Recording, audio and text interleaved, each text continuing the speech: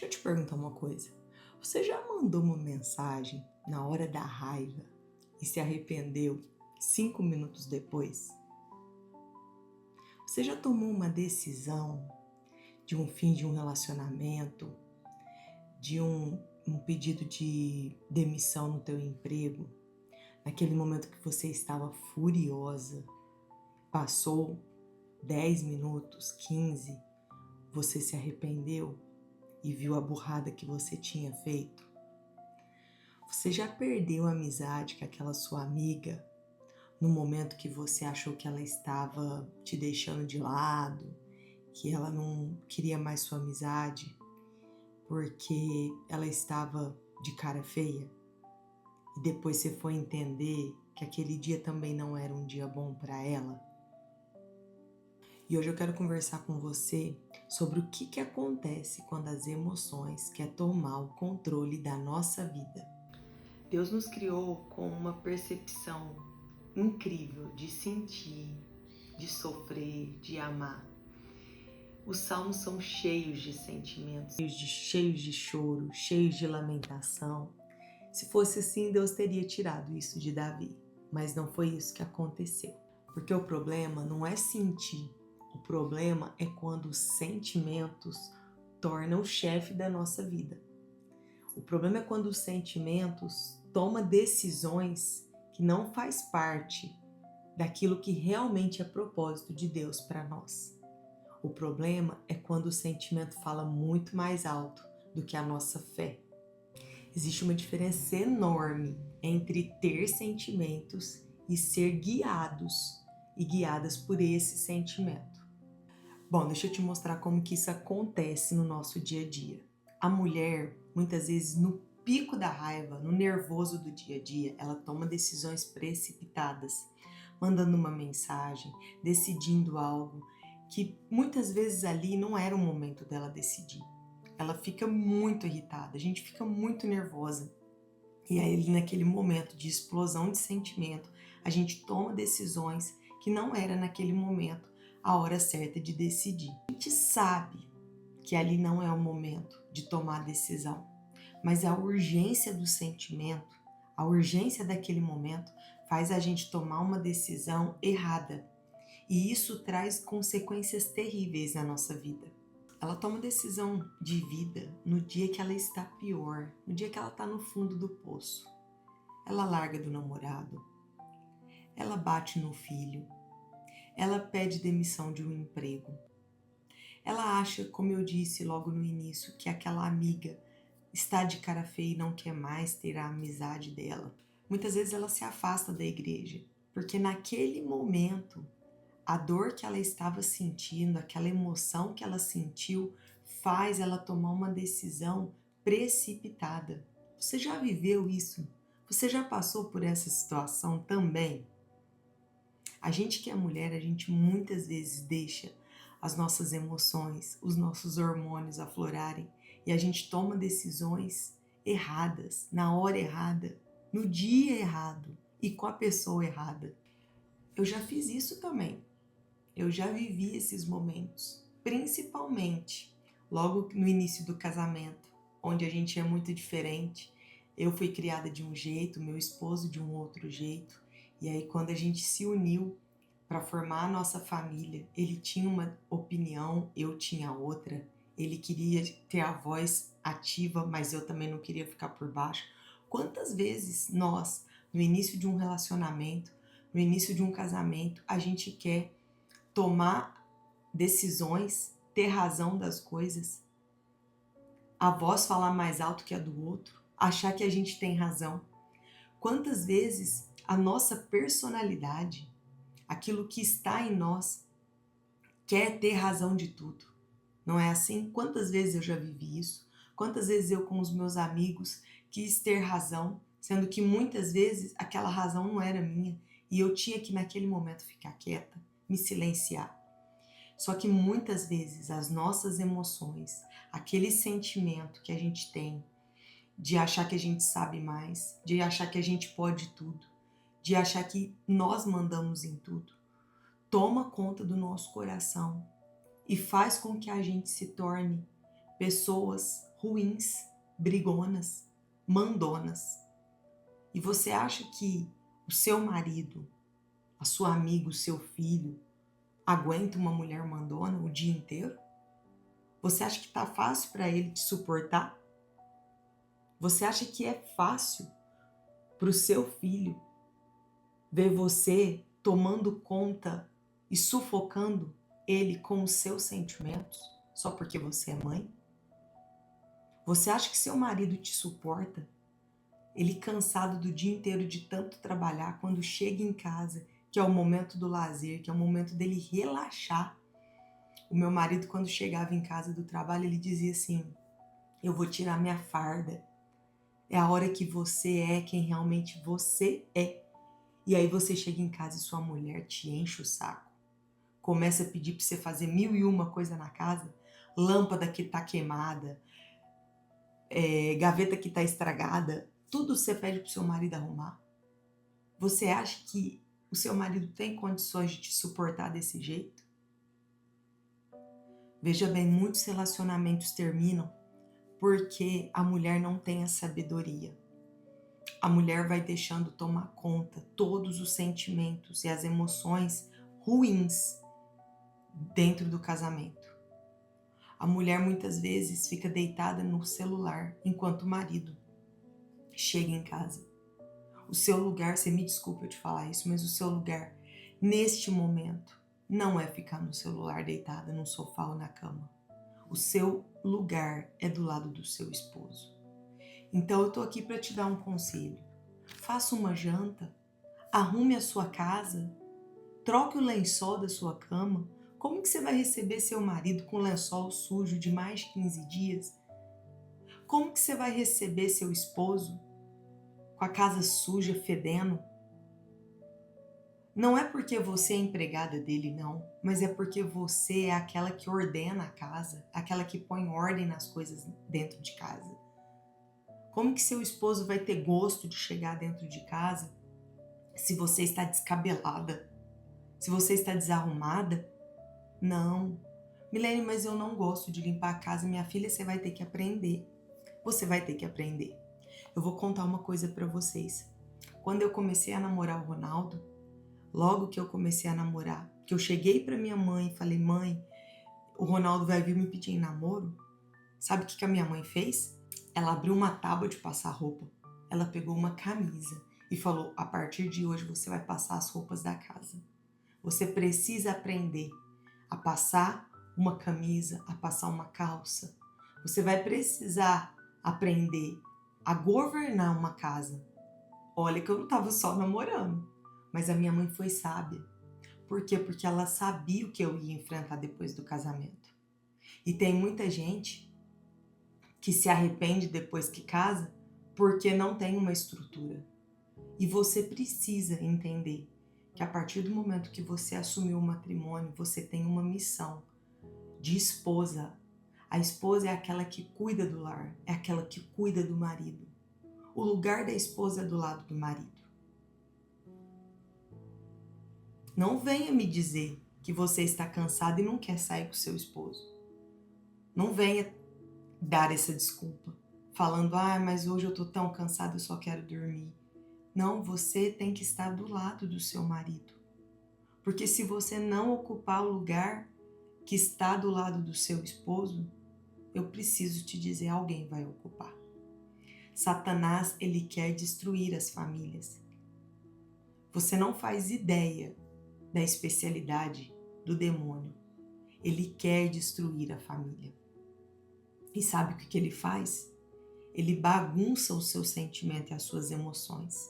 Você não percebe, mas aos poucos você vai ficando desanimada, você vai entrando numa rotina insuportável, você não vai dando bola para o seu esposo.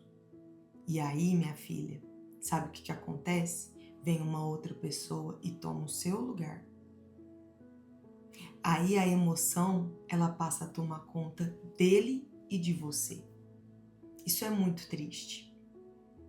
Nós temos vivido muitos casos onde a mulher, ela não percebe que ela vai deixando o espaço do lado do esposo vazio.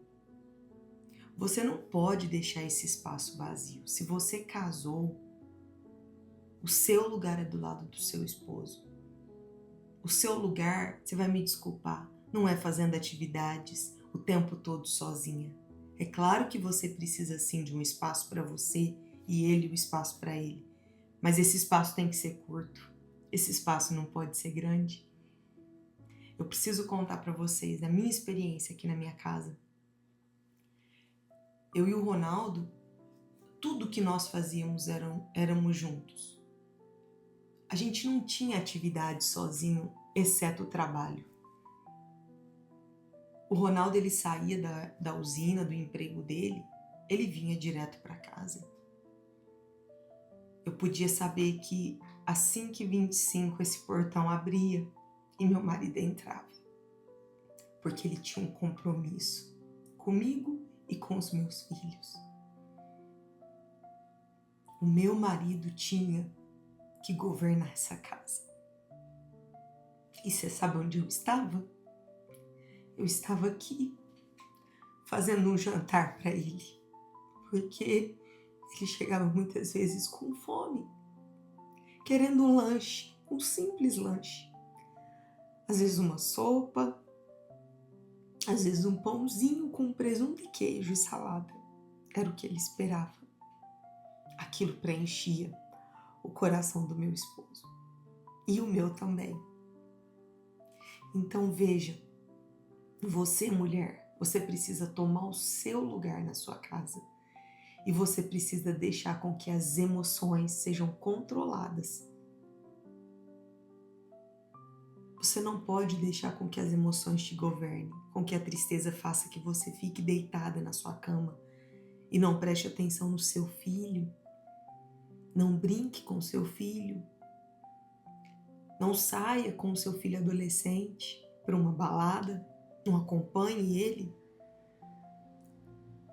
Você precisa deixar com que o desânimo fique de lado, a depressão, para que você cuide do seu filho, saiba o que seu filho está fazendo, veja onde o seu filho está indo, quem são os amigos do teu filho, com quem que a sua menina anda conversando no celular. Quantas vezes você pega o celular da sua filha para olhar? Quantas vezes você conversa com ela sobre o que ela faz durante o dia, quem ela está paquerando? Gente, você precisa tomar o lugar. Os meus filhos aqui é assim, eu só estou falando aquilo que eu vivo, gente. Os meus filhos saem comigo na adolescência, agora que eles gostam de shows, de festas, de rodeio, a companhia deles sou eu. Eles não têm ainda a idade para decidir sozinho, para escolher sozinho. Eu dou liberdade para eles.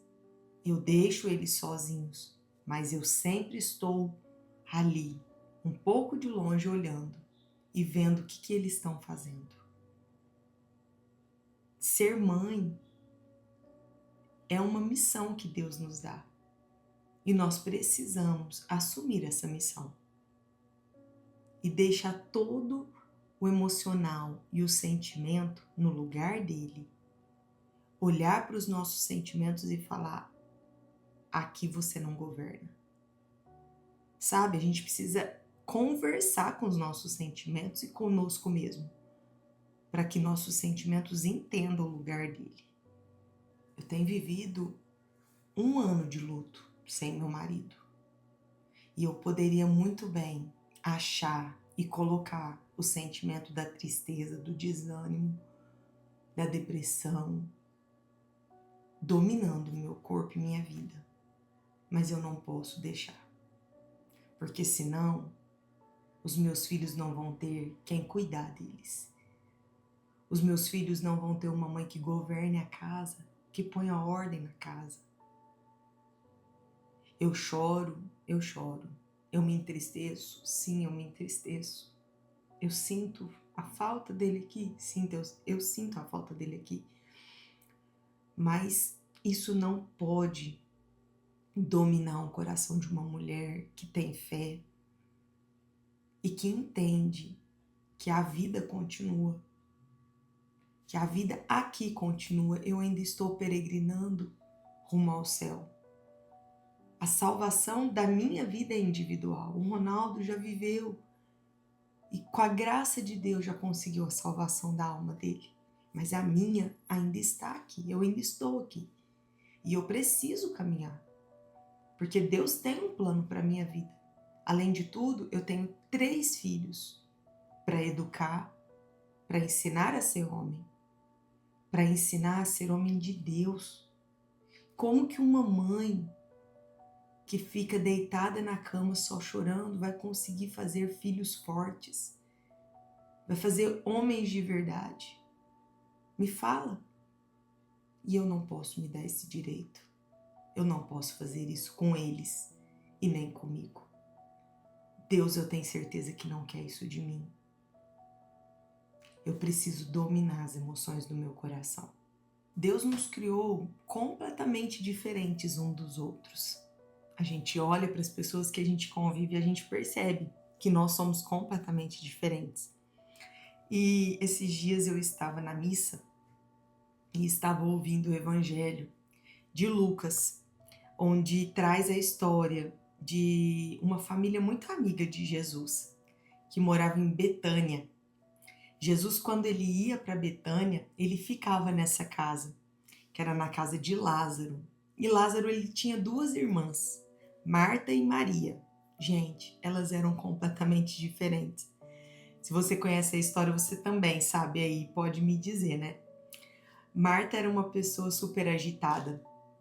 Quando Jesus chegava, eu fico imaginando que com certeza ela já estava com aquele avental, com aquele cheiro de comida gostosa na casa. Já tinha pegado a vassoura, passado na casa inteira. Marta era assim. Ela era aquela pessoa proativa. Ela deixava as coisas todas organizadas. E isso não era um defeito de Marta, porque Marta, ela proclamou que Jesus era o Senhor. Ela amava Jesus, o coração dela era preenchido por Jesus. Ela era uma grande amiga dele. Mas ela tinha a euforia, o emocional dela era um pouco eufórico, né? Posso dizer assim.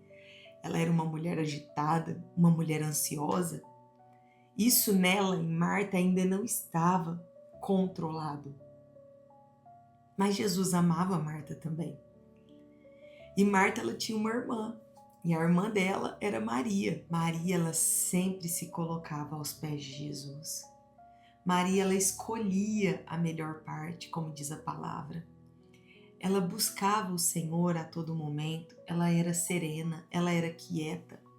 Ela se acalmava. Ela conseguia ouvir o Mestre. Eu fico imaginando assim, né? Quando Jesus chegava, Maria, ela queria sentar aos pés dele. Não porque Maria era preguiçosa, não. Porque ela não gostava de fazer as coisas na casa. É porque ela escolhia a melhor parte. Ela já entendia que estar aos pés de Jesus era a melhor parte. Maria, ela não se movia por aquela emoção do momento. Ela escolhia. Sabe a pessoa quando para e escolhe, observa e escolhe? Maria era assim. Ela escolhia. Ali no meio da correria de Marta, naquela pressão, naquela falação toda, Maria silenciava e adorava. Muitas vezes a gente não consegue fazer o silêncio. Muitas vezes o silêncio nos incomoda, porque nós estamos com os sentimentos e a emoção tão aflorada que a gente não consegue ficar em silêncio. Sabe aquele silêncio?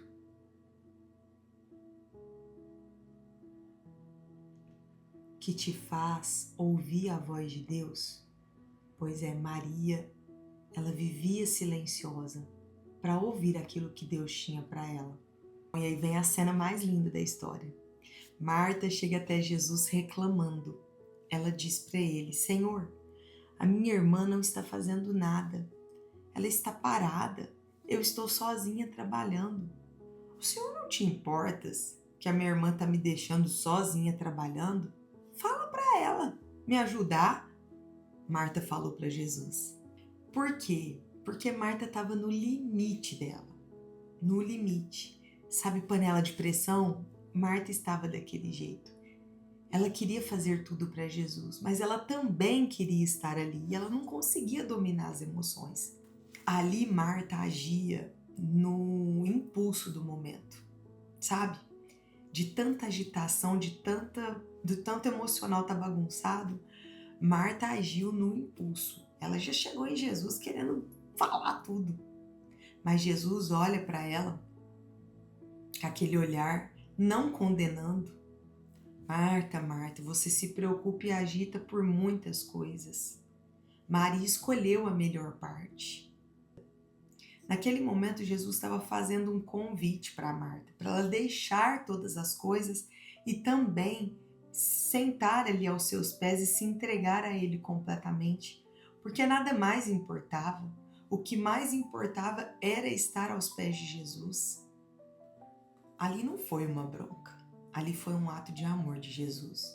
Jesus quis dizer para Marta que ela estava deixando o coração dela ser dominado, governado pelas emoções e que aquilo ali tudo passaria. Mas e Maria? Bom, Maria ficou no silêncio, observando, mas ficou silenciosa porque ela já havia se decidido. Ela não deixou a emoção tomar conta. Ela poderia ter brigado com a irmã também ali na frente de Jesus, mas não. Ela manteve o silêncio e quis escolher a melhor parte, que era adorar o Senhor. A emoção de Maria estava controlada naquele momento. E você? E você, como está? Você está sendo dominada pelas suas emoções? Assim como Marta, agitada, ansiosa no seu dia a dia? Ou seu coração e a sua vida está sendo governada de fato por Jesus? Você tem conseguido manter o silêncio diante das dificuldades do dia a dia? Ou você tem sido aquela pessoa reclamona, que murmura o dia inteiro, que nada está bom, que se chove está ruim, se faz sol, nossa, está muito calor? Quem é você? Como você anda? Qual das duas você é hoje? Marta ou Maria? Muitas vezes nós somos as duas ao mesmo tempo, né? Muitas vezes nós estamos em um minuto como Maria aos pés de Jesus adorando e passa 5 minutos depois vem alguém para te atormentar e você já sai explodindo. A vida é assim, nós somos assim. Mas hoje eu quero te fazer esse convite a melhorar. Sabe quando acontece isso, você fala, eu preciso melhorar muito. Pois é, nós precisamos melhorar muito. Então eu te faço esse convite para que você reflita sobre o seu lugar na sua casa, o seu lugar diante do seu esposo, o seu lugar diante dos seus filhos. E que você tome essa decisão de ser mais Maria do que Marta. Sabe? Sentar, respirar, não dar a resposta no momento, fazer a experiência de dar a resposta no outro dia para a pessoa que você precisa dar. Vou dar um exemplo. Se você tiver com um problema no seu trabalho, ao invés de responder aquela pessoa, guarda no seu coração, reze, peça a Deus. Primeira coisa que você faça, reze, guarde em silêncio, para depois você dar essa resposta a essa pessoa. Aqui a pergunta não é qual das duas é melhor, Marta ou Maria, mas é qual das duas está governando a sua vida. As ansiedades, as emoções, as preocupações ou Jesus? Mas aí então como é que a gente sai desse ciclo? Como que a gente vai conseguir sair dessa situação no nosso dia a dia? Eu vou trazer para vocês aqui alguns passos. Primeiro passo: pause antes de agir. Antes de dar aquela resposta, de gritar no trânsito, de se irritar com seu filho, de brigar com seu esposo, fica em silêncio. Como dizia minha mãe, fica quieta. Faça silêncio. Não fale naquele momento. Não age imediatamente. Dê 24 horas. Deita na sua cama, reza, dorme. E aí no outro dia, você vai discernir a resposta que você tem que dar àquela pessoa.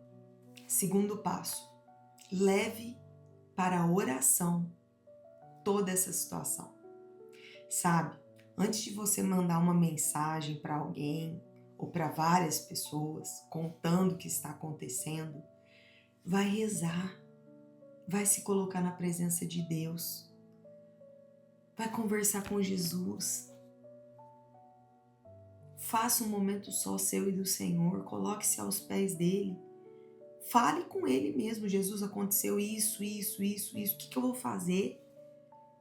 Coloca no meu coração, Jesus, o que eu devo falar para essa pessoa, como eu devo agir. A gente tem mania de sair contando tudo da nossa vida para um monte de gente. E a pessoa que mais precisa saber, a gente não conversa, que é o próprio Deus. Então converse com o Senhor, fale com Ele, faça essa experiência. Leve para Jesus a sua causa, aquilo que você está passando. Você vai levar para Jesus não porque você quer que Ele te dê o que você precisa, não. Você vai levar para Jesus porque você quer que a vontade dele se faça na sua vida, por mais difícil que seja. A gente tem que ter essa consciência, porque às vezes a gente espera uma resposta e a resposta não é a que você espera, é uma outra resposta. E nosso coração precisa estar aberto para fazer a vontade de Deus. Terceiro passo. Tem uma pessoa sábia na sua vida. Alguém que vai te ouvir e vai te falar, vai discernir e vai te trazer a luz da verdade. Vai te trazer aquilo que ela enxerga diante de toda essa situação. Às vezes não vai ser o que você quer ouvir e você não vai ficar chateado com ela, de cara feia. Às vezes ela vai te falar uma coisa que você naquele momento não vai gostar, mas vai ser o melhor para você. Confie nessa pessoa. Tenha uma pessoa verdadeira, uma pessoa de Deus, uma pessoa que reza, uma pessoa que tem o discernimento para falar com você e para te mostrar aquilo que ela enxerga naquele momento diante daquela situação, diante do olho do furacão. Uma amiga de verdade. Bom, e o quarto, lembre-se que o sentimento passa. A dor de hoje não é a realidade de amanhã. O que você sente hoje, essa dor que você sente hoje, pode não ser a realidade de amanhã. Uma decisão permanente não pode ser decidida em um momento temporário. Você não pode tomar uma decisão só porque você está irritada. Uma decisão que vai ser para o resto da sua vida. Quantas pessoas terminam relacionamentos por uma decisão mal tomada? E não entende, naquele momento não para e pensa: nossa, se eu fizer isso vai ser para sempre, eu não posso fazer. Então esses são os 4 passos. E o meu conselho hoje é que você seja mais Maria. Porque Maria, ela não apenas sentia, mas ela colocava o sentimento no lugar que ele tinha que ficar, aos pés de Jesus. Bom, e se você se reconheceu em alguma parte, algum momento que eu falei aqui hoje, bem-vinda ao clube. Nós somos todas um pouco Marta, agitadas, ansiosas, estressadas, deixando o sentimento do momento guiar o que nós fazemos. A boa notícia é que Jesus ele não repreendeu Marta. Jesus a amou e Jesus a convidou. a mudar de vida e a se colocar aos pés dele ali, amando e adorando. Precisa ser perfeita, minha irmã. Você precisa estar disponível a Jesus. Nos comentários aqui, coloque para mim, você é mais Marta ou Maria? Eu vou ler cada comentário, hein? Que Deus te dê o coração de Maria, silencioso, aos pés de Jesus. Até o próximo encontro, se Deus quiser.